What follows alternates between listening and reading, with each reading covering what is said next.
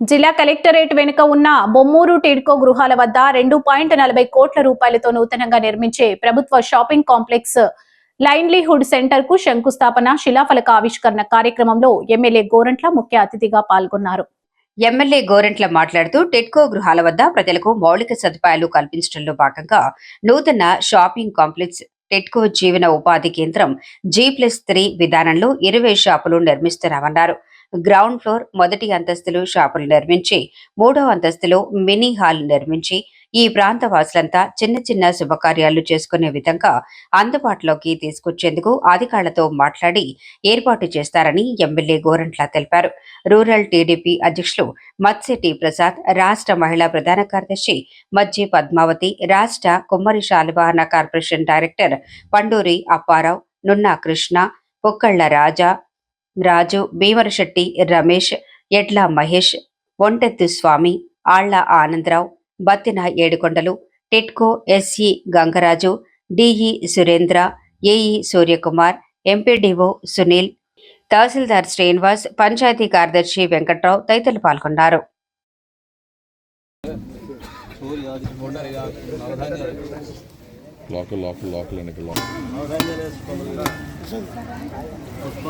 అడిపకున్న నవధాన్యాలు ఆయన మనం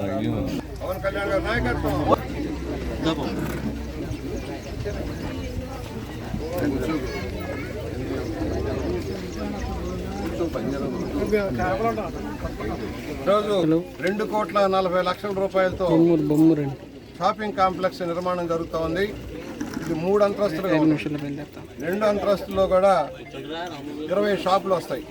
10 కింద ఒక ఫ్లోర్లో 10, ఫస్ట్ ఫ్లోర్లో 10 షాపింగ్ కాంప్లెక్స్లు వస్తాయి. ఏదన్నా మనం మహిళా గ్రూపులు కానీ ఎవరైనా పని చేసుకునే దానికి, వ్యాపారాలు చేసుకునే దానికి, మార్కెట్ రావడం కోసం చేస్తున్నాం. 3వ ఫ్లోరు షాపింగే ఇచ్చారు. నేను షాపింగ్ ఆపుతాను, ఎందుకంటే 3వ ఫ్లోర్లో షాపులు నడవు. ఇక్కడ కమ్యూనిటీ హాల్ లేదు మనకి, కనుక 5 ఫ్లోర్ మొత్తం కూడా కమ్యూనిటీ హాల్గా చేయమని అడుగుతా ఉన్నాను.